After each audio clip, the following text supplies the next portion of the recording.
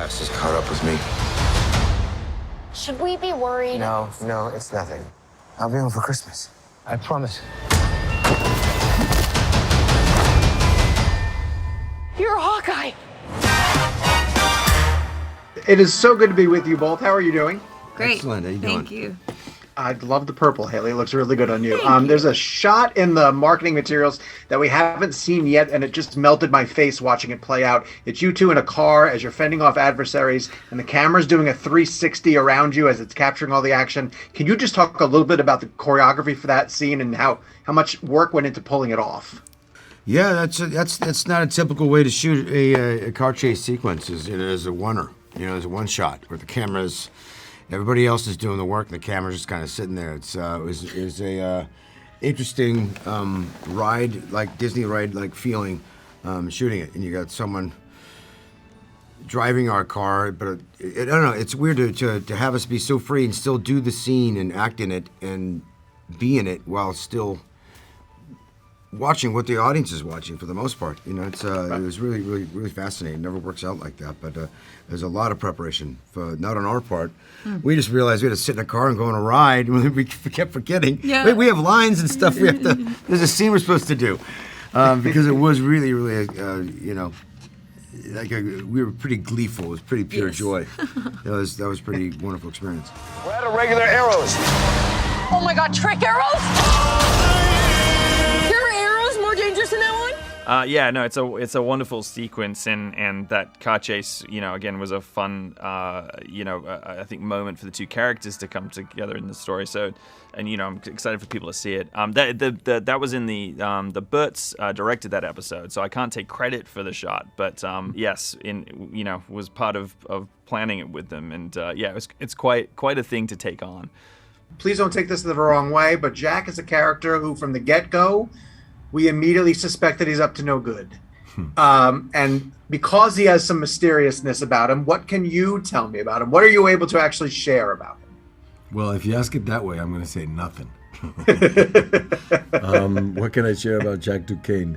Well, he loves his swords. I mean, he did make Eleanor take off all of her paintings in her apartment, and he put up all his swords up there.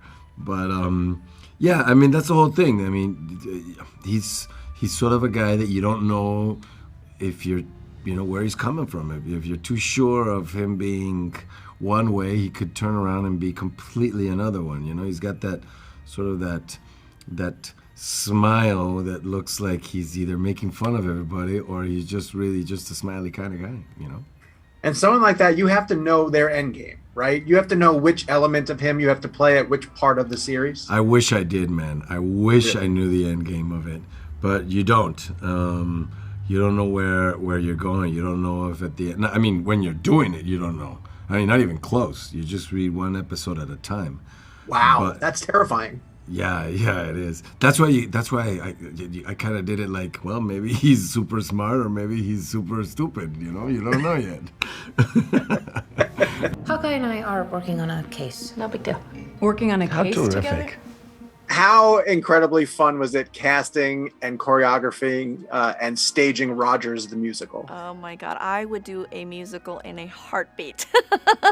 I think what started out as just an idea that, would have been mentioned in the series, a character would say something about, a musical that the Avengers have, or there will be a billboard shown in the background, sort of escalated into, oh my God, everybody's just so excited. Why don't we have like a moment where, Clint would bring his kids to the premiere of it, and everybody's invited and no one showed up but Clint, and it kind of just, everybody was just really excited to do something different in that aspect, and we have these beloved characters, and it's really like a song and a dance about that. It's like, I'm sold. So it was a lot of fun to map that all out and work with Mark Shaman, who is incredible with the lyrics that he came up with. Oh yeah, no. I mean, again, once your brain starts running to we're gonna make this musical, and yeah, how good is this musical? And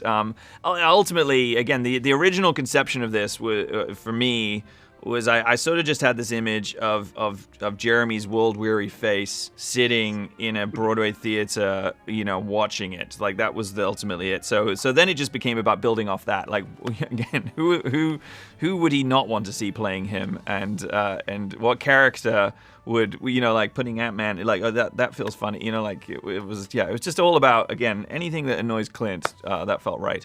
Is that a theme of the season? It's a theme in my life. Yeah. Because we get to see Rogers the musical. Can you tell me one other character from your past who you think deserves a musical adaptation? That deserves a musical? Yeah. I feel like the town could be a musical. In some way. Yeah, it'd be interesting. The bank heist and armored car heist. In fairness, I would go see it. Very West Side Story kind of vibe, Damn. I mean, listen. Dahmer would be an interesting musical. Darn. I would go with Emily Dickinson because I do feel like her poetry is very lyrical in a sense, and I think it could lend itself to a cool musical. Maybe like an operetta even, because you guys are usually dressed up, right? Corsets and the thing. And... Your problem is branding. No, my problem is you. Kate Bishop is a terrific character. I'm so glad she's getting introduced to the MCU. She's described as a 22-year-old vigilante, which kind of got me thinking about Clint in his earliest days, and we don't know a lot about it. So in preparation for this, and as you guys are going through a bit, how much more about his earlier days did you learn?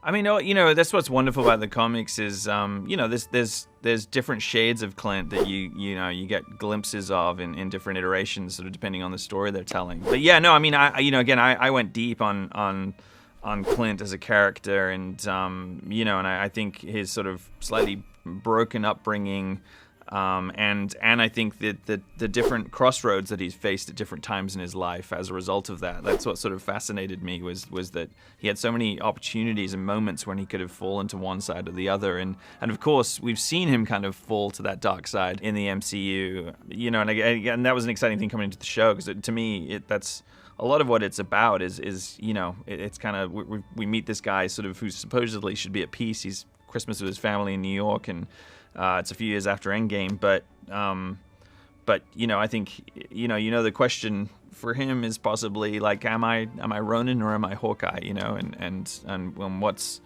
the world knows this version of me, and but who am I? And that sort of struggle felt cool. Well, we're always trying to figure out how we can connect all of our stories. There isn't a difference in terms of our features and the TV series we're doing. It is one MCU, and I think that's a big challenge, is that now we have a lot more characters and projects on the TV end, and how is it all still interweave and connected in a way that would satisfy the direction that we're heading towards. So in trying to figure out how Kate can come into this world, that moment we thought was pivotal to her. The important thing is getting Kate connected into that world and seeing him so that they can build that connection later on. We learn a lot about Kate and her sort of privilege, I guess, in a different kind of way. She's really coming into her own, and she's learning about what she is capable of doing, and how she can be a source of light, and how she can do good in the world, and how she can help people. And yeah, I mean, she has a very interesting relationship with her mom, very complicated relationship with her mom, and meets her idol, discovers her idol at a time of extreme loss with her father, and finds somebody who has this same sense of ambition and drive and determination as she does in Hawkeye. So Kate is helping you with an Avengers level threat? He's my partner. It's kind of a stretch. Can you talk a little bit about how you and Vera work together to refine your relationship and find this unique chemistry that you two share? Oh man, Vera is just, she's such a joy to work with. She really is. She's just a wonderful person. We became good friends, and it's just, she's got this ease that, about her, that just being around her and making her laugh and making her smile makes you feel good. So, once we started sort of getting along and hitting it off. It just all started, falling into place, to be honest with you. We do get to see in episode 2 that the swordsman is a talented fencer. Are there other skills of his we might learn as the series goes on? It was written in a scene that I had to do like a little tango with Vera. Oh. And so I took tango for a while, like a month, and then they changed it and it wasn't tango anymore. So, I mean, yeah, he was a tango guy, but not anymore. And now you are. And now I am, exactly. So thank you, Marvel, for making me a tango aficionado. By the way, thank you for saving the world. Don't mention it. Jeremy, there's a terrific line that heroes like the Avengers are selling inspiration to the next generation who really do look at these Marvel characters and treat them with some reverence, that they're on a pedestal. And so after 10 years of doing this, do you kind of identify a little bit more with that statement and recognize how inspiring Marvel heroes have become to fans around the world? Yeah, I learned that through children, for sure. You don't ever know. I mean, it's weird when a fourth grader knows your first and last name in a thing, and they light up and they come running at you, and right? It's just. I learned that through kids, for sure. If there's truth to it, sure. I mean, I think everybody needs to be inspired. Well, I got 5 friends that are all Avengers. I guess they inspired me, not because they're Iron Man, though. Hey, look, that one's you. No, it's Katniss Everdeen. Let's go. When are we going to find out who Tony sold Avengers Tower to?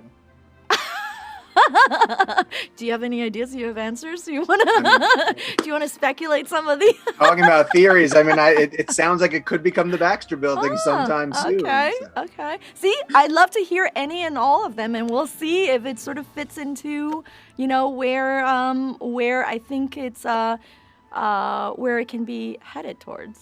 Hailee, obviously we're meeting a lot of characters from a group called the Young Avengers in these different Disney Plus shows. Is that an aspect of Kate's life you hope to one day explore in a future project?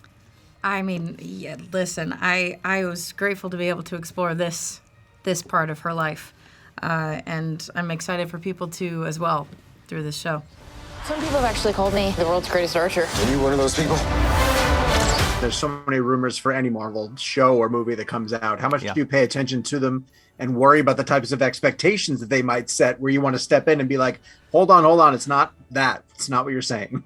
I mean, it's all fun. I mean, again, I'm lucky in that I had Trinh Tran, who was obviously involved in the Avengers movies, and so she's very used to it. And because it would just be amusing sometimes. Something would come out and you'd be like, oh my god, that's what It's